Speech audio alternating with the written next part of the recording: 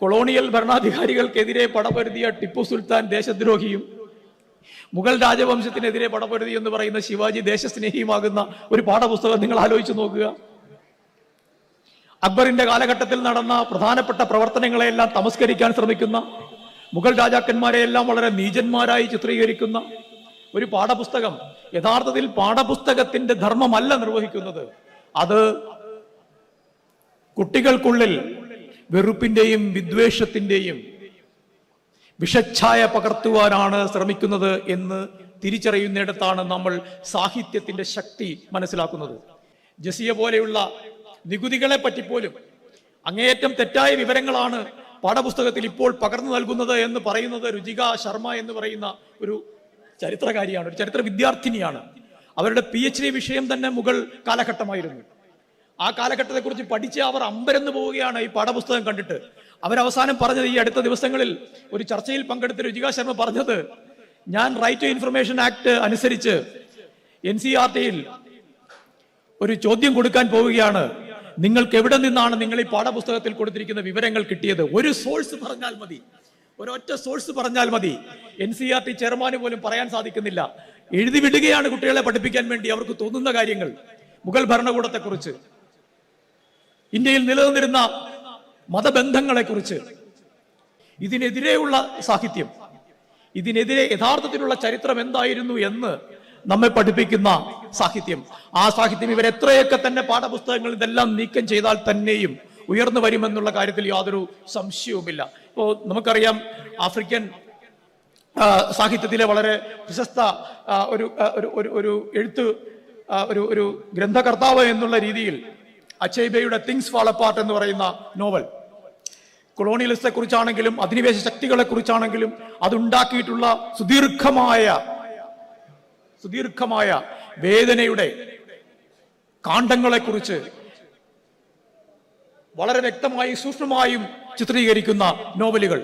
ഈ ഇതേ തരത്തിലുള്ള നോവലുകൾ യഥാർത്ഥത്തിൽ ഇന്ത്യയിൽ പ്രേംചന്ദ് മുതൽ മഹാശ്വത ദേവി വരെയുള്ളവർ എഴുതിയിട്ടുണ്ട്. കീഴാള ജീവിതത്തെക്കുറിച്ച്, ഇതര സമൂഹങ്ങളുടെ, പാർശ്വവൽക്കരിക്കപ്പെട്ട സമൂഹങ്ങളുടെ, ന്യൂനപക്ഷങ്ങളുടെ, ആദിവാസികളുടെ, ദളിതരുടെ ഒക്കെ ജീവിതത്തെക്കുറിച്ച് ചിത്രീകരിക്കുന്ന, ഗ്രാമീണ മേഖലയിലെ വർഗ ജാതി ഘടനകൾ എങ്ങനെയാണ് സ്വാതന്ത്ര്യത്തെ ഇല്ലായ്മ ചെയ്തുകൊണ്ടിരുന്നത് എന്നുള്ളതിനെ കുറിച്ചുള്ള ചിത്രീകരണങ്ങൾ കഥയിലും നോവലുകളിലും ഉണ്ട്.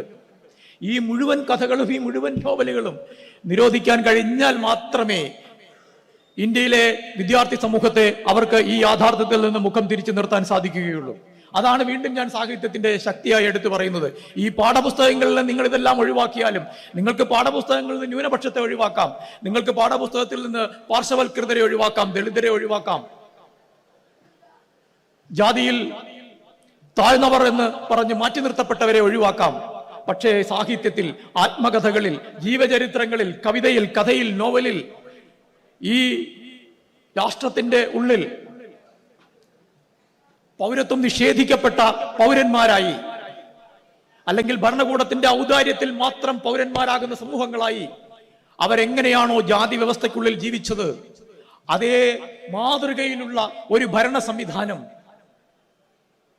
ഈ ഭരണഘടനാപരമായ ഒരു ചട്ടക്കൂടിനുള്ളിൽ നാം പ്രവർത്തിക്കുമ്പോൾ പോലും അതിനെ അവഗണിച്ചുകൊണ്ട് ആവിഷ്കരിക്കാൻ ശ്രമിക്കുന്നു ഭരണകൂടം എന്നുള്ളിടത്താണ് വീണ്ടും സാഹിത്യത്തിന്റെ ഏറ്റവും ശക്തമായ സാധ്യത തെളിഞ്ഞ് വരുന്നത്.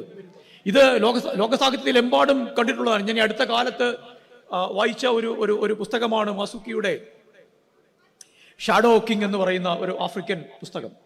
ഇത് വളരെ പ്രധാനമാണ്. കാരണം ഇന്ന് ഫാസിസത്തെക്കുറിച്ചും നാസിസത്തെക്കുറിച്ചും ഒക്കെ ഉള്ള വലിയ ചർച്ചകൾ നടക്കുകയാണ്.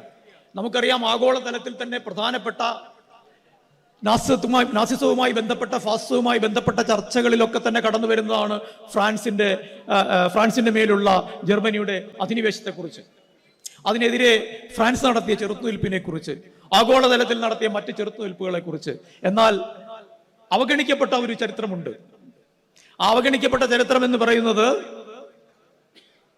എത്യോപ്യയെ മുസോളിനി 1930-കളിൽ ആക്രമിക്കുന്നുണ്ട്. നമ്മൾ എത്ര പേർക്ക് അതിനെക്കുറിച്ച് അറിയാം? എത്യോപ്യ എന്ന് പറയുന്ന രാജ്യത്തെ മുസോളിനി ആക്രമിക്കുന്നുണ്ട്. മുസോളിനി ആക്രമിക്കുമ്പോൾ മുസോളിനിയുടെ കയ്യിൽ ആ കാലഘട്ടത്തിലെ ഏറ്റവും ശക്തമായ ആയുധങ്ങൾ, വാർത്താവിനിമയ ഉപകരണങ്ങൾ, അവയുടെ സമുച്ചയം അയാളുടെ പക്കലുണ്ട്. എത്യോപ്യയുടെ കയ്യിൽ എന്തുണ്ട്? എത്യോപ്യയുടെ കയ്യിൽ ഒരു ചെറിയ രാജാവ് അദ്ദേഹത്തിന്റെ ജനതയും സ്വന്തം രാജ്യം അപകടത്തിൽപ്പെടുന്നതിനെതിരെ പോരാടാൻ ഒരുങ്ങുകയാണ്. പക്ഷെ അവിടെ സംഭവിച്ച വളരെ പ്രധാനപ്പെട്ട ഒരു കാര്യമുണ്ട്. അതാണ് ഈ എഴുത്തുകാരി പുറത്തേക്ക് കൊണ്ടുവരാൻ ശ്രമിക്കുന്നത്. പുരുഷന്മാരായ പട്ടാളക്കാർ ഈ യുദ്ധത്തിനൊരുങ്ങുമ്പോൾ, പരിമിതമായ ആയുധങ്ങൾ ഉപയോഗിച്ച് യുദ്ധത്തിനൊരുങ്ങുമ്പോൾ, വീട്ടുജോലിക്കാരിയായിരുന്ന ഒരു പെൺകുട്ടി ആ വീട്ടിലുണ്ടായിരുന്ന ഒരു പഴയ തോക്കുമെടുത്ത് തന്റെ ചുറ്റുവട്ടത്തുള്ള സഹോദരിമാരെ മുഴുവൻ സംഘടിപ്പിച്ച് ഈ രാജ്യത്തെ സംരക്ഷിക്കുന്നതിന് വേണ്ടി പുരുഷ പട്ടാളക്കാരോടൊപ്പം സമരം ചെയ്ത ഒരു ചരിത്രം, യുദ്ധമുഖത്തേക്ക് പോയ ഒരു ചരിത്രം. അതായത് എത്യോപ്യയിലെ സ്ത്രീകൾ മുഴുവനായും തന്നെ മുസോളിനിക്കും ഫാസിസത്തിനും എതിരെയുള്ള സമരമുഖത്തേക്ക് പുരുഷന്മാരോടൊപ്പം കടന്നു വന്ന് യുദ്ധം ചെയ്ത ഒരു ചരിത്രം.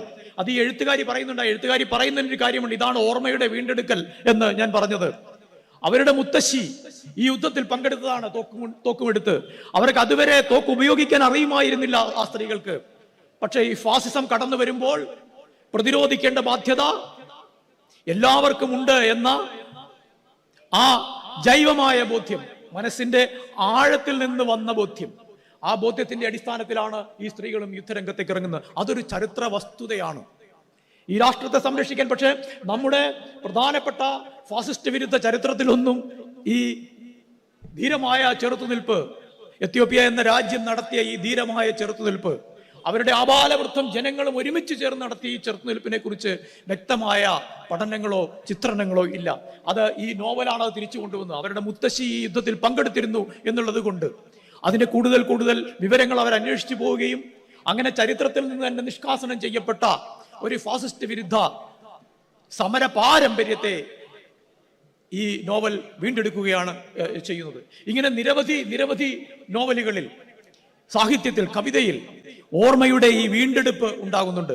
ഈ വീണ്ടെടുപ്പിന്റെ പ്രാധാന്യം ഇതാണ്. ഇപ്പോൾ ലോകത്തെമ്പാടും തന്നെ ഫാസിസം പല രൂപത്തിൽ, പല രീതിയിൽ തലപൊക്കുന്ന ഒരു കാലഘട്ടത്തിൽ നിശ്ചയമായും ഇത്തരത്തിലുള്ള ഓർമ്മയുടേതായ വീണ്ടെടുപ്പുകൾ, എന്താണ് ചരിത്രത്തിൽ സംഭവിച്ചത് എന്നുള്ളതിനെ കുറിച്ചിട്ടുള്ള ഭാവനാത്മകമായ വീണ്ടെടുപ്പുകൾ അങ്ങേയറ്റം അനിവാര്യമായിരിക്കുന്നു.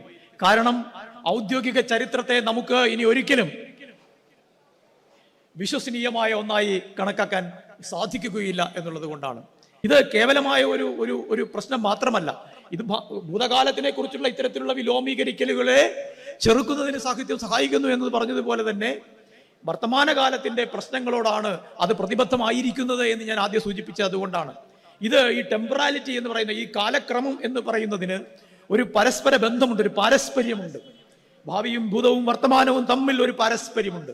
ആ പാരസ്പര്യത്തിന്റെ ഏറ്റവും ഉത്തമമായ ഒരു നിദർശനമാണ് യഥാർത്ഥത്തിൽ സാഹിത്യം എന്ന് പറയുന്നത്. ഇപ്പോഴത്തെ ഈ വർത്തമാനകാല അവസ്ഥ നിങ്ങൾ നോക്കുക. ഈ വർത്തമാനകാല അവസ്ഥയിൽ ചെറുത്തുനിൽപ്പിന്റെ, പ്രതിരോധത്തിന്റെ ഏറ്റവും ശക്തമായ സാന്നിധ്യം നമുക്ക് കാണുവാൻ സാധിക്കുക ഈ ഭാവനയുടെ ലോകത്തായിരിക്കും. നമ്മൾ ഉണ്ടാക്കുന്ന കവിതകൾ, നമ്മൾ ഉണ്ടാക്കുന്ന കഥകൾ, നമ്മൾ ഉണ്ടാക്കുന്ന നോവലുകൾ, നമ്മൾ ഉണ്ടാക്കുന്ന നാടകങ്ങൾ, നമ്മൾ എഴുതുന്ന ചരിത്രങ്ങൾ, ജീവചരിത്രങ്ങൾ, ആത്മകഥകൾ, ഇതിലെല്ലാം തന്നെ പ്രത്യധീശത്വത്തിൻ്റെതായ, അധീശത്വ ശക്തികളെ വെല്ലുവിളിക്കുന്നതിൻ്റെതായ ഒരു അംശം വളരെ ശക്തമായി തന്നെ കടന്നു വരുന്നുണ്ട്. അതാണ് ഏറ്റവും പ്രധാനമായിട്ടുള്ളത്.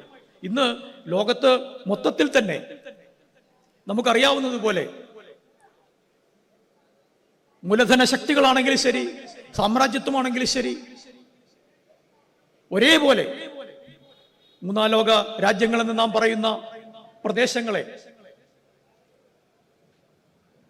സാമ്പത്തികമായും സാമൂഹികമായും രാഷ്ട്രീയമായും ആക്രമിക്കുന്നു. പലസ്തീൻ പോലെയുള്ള പ്രശ്നങ്ങൾ നമ്മുടെ മുൻപിലുണ്ട്, ഗസയിലെ പ്രശ്നങ്ങൾ നമ്മുടെ മുൻപിലുണ്ട്. എന്നാൽ ഈ യാഥാർത്ഥ്യത്തെ, ഇപ്പൊ നൈജീരിയ എന്ന് പറയുന്ന ഒരു രാജ്യത്തിന്റെ കാര്യം നിങ്ങൾ ഓർക്കുക. നൈജീരിയ അറബ് രാജ്യങ്ങളെ പോലെ തന്നെ എണ്ണ പരിവേഷണം, സാധ്യമായ ഒരു പ്രദേശമാണ്. അറബ് രാജ്യങ്ങളെ പോലെ, സ്കാൻഡിനേവിയൻ രാജ്യങ്ങളെ പോലെ എണ്ണ കൊണ്ട് വളരെ പുരോഗതി ഉണ്ടാകും, ജനങ്ങളെല്ലാം രക്ഷപ്പെടും എന്ന് വിചാരിച്ചിരുന്ന ഒരു പ്രദേശമാണ് നൈജീരിയ. പക്ഷേ നൈജീരിയയിൽ എന്താണ് സംഭവിച്ചത്? നൈജീരിയയിൽ ഉണ്ടായ ഭരണകൂടം എന്ന് പറയുന്നത് ഒരു ക്രോണി ക്യാപിറ്റലിസ്റ്റ് ഭരണകൂടമായിരുന്നു. ആ ഭരണകൂടം മൾട്ടിനാഷണൽ കമ്പനികളുമായി, ബഹുരാഷ്ട്ര കമ്പനികളുമായി സന്ധി ചെയ്യുകയും ഈ പണമെല്ലാം, ഈ എണ്ണ വ്യാപാരത്തിലൂടെ കിട്ടിയ മുഴുവൻ പണവും അത് ജനങ്ങളിലേക്ക് എത്തുന്നതിന് പകരം സ്വിസ് ബാങ്കുകളിലേക്കാണ് എത്തിയത്. ഇതിന്റെ യാഥാർത്ഥ്യം വിളിച്ചു പറഞ്ഞത് ആരാണ്? ഇതിന്റെ യാഥാർത്ഥ്യം, അതിന്റെ ചരിത്രപരമായ യാഥാർത്ഥ്യം വിളിച്ചു പറഞ്ഞ അവിടുത്തെ സാഹിത്യകാരന്മാരാണ്. അതിന്റെ പേരിലാണ് കെൻസരോ വിവ എന്ന് പറയുന്ന സാഹിത്യകാരൻ ഒരു വിചാരണ പോലും ഇല്ലാതെ തൂക്കിലേറ്റപ്പെട്ടത്. എന്നാലോചിച്ച് നോക്കുക, ഒരു വിചാരണ പോലെ, അതിന് കങ്കാരു വിചാരണ എന്നാണ് സാധാരണ പറയുക. വളരെ പെട്ടെന്ന് ഒരു കോടതി തട്ടിക്കൂട്ടുക, ആ കോടതി ചില ആരോപണങ്ങൾ ഉന്നയിക്കുക, നിങ്ങൾക്ക് എന്താണ് പറയാനുള്ളതെന്ന് പറയുക, എന്തെങ്കിലും പറയാൻ തുടങ്ങുന്നതിന് മുമ്പ് തന്നെ ഇതിവിടെ അനുവദനീയമല്ല, നിങ്ങളെ ശിക്ഷിച്ചിരിക്കുന്നു എന്ന് പറയുക. അങ്ങനെ പറഞ്ഞ് ലോകപ്രശസ്തനായ ഒരു കവിയെ നിഷ്കരുണം തൂക്കിലേറ്റിയത് ഈ യാഥാർത്ഥ്യങ്ങൾ അദ്ദേഹം പുറത്തു കൊണ്ടുവരുന്നു നോവലുകളിലൂടെ, കവിതകളിലൂടെ, കഥകളിലൂടെ എന്നുള്ളത് കൊണ്ടായിരുന്നു. ഇത് സാഹിത്യത്തെ ഭയക്കുന്നു എന്നുള്ളതിന്റെ ഏറ്റവും നല്ല ഉദാഹരണമാണ്. സാഹിത്യത്തെ ഭയക്കണം ഭരണാധികാരികൾ, ദുരധികാരം സാഹിത്യത്തെ ഭയക്കണം. കാരണം എല്ലാ പ്രതിരോധവും അസ്തമിക്കുമ്പോൾ, നിസ്സഹായാവസ്ഥയിലേക്ക് ജനങ്ങൾ നിരന്തരം നീക്കപ്പെടുമ്പോൾ പ്രത്യാശയുടെ പ്രതീകമായി നമ്മുടെ മുന്നിൽ ഉയർന്നു വരുന്നത് സാഹിത്യമാണ് എന്നുള്ളത് കൊണ്ടാണ്. ഇത് ഈ അടുത്ത കാലത്ത് ധാരാളം നോവലുകൾ, ലാറ്റിൻ അമേരിക്കയിലെ നോവലുകൾ, ആഫ്രിക്കയിലെ നോവലുകൾ, ഈ ലാറ്റിൻ അമേരിക്കയിലെ നോവലുകളൊക്കെ കേരളത്തിൽ വളരെ സുദീർഘമായ ചർച്ചകൾക്ക് വിധേയമാകാറുണ്ടെങ്കിൽ തന്നെയും ആഫ്രിക്കൻ സാഹിത്യം ഒന്നോ രണ്ടോ സാഹിത്യകാരന്മാരുടെ വിചാരങ്ങളിൽ ഒതുങ്ങി നിൽക്കുകയാണ് പതിവ്. അങ്ങനെയല്ല, ആഫ്രിക്കയിൽ പലതരത്തിലുള്ള സങ്കീർണമായ ജീവിതാവസ്ഥകളെ അഭിമുഖീകരിച്ചുകൊണ്ട് കവികളും സാഹിത്യകാരന്മാരും സർഗാത്മകമായ ഒരു വ്യവഹാര മണ്ഡലം സൃഷ്ടിച്ചിട്ടുണ്ട്.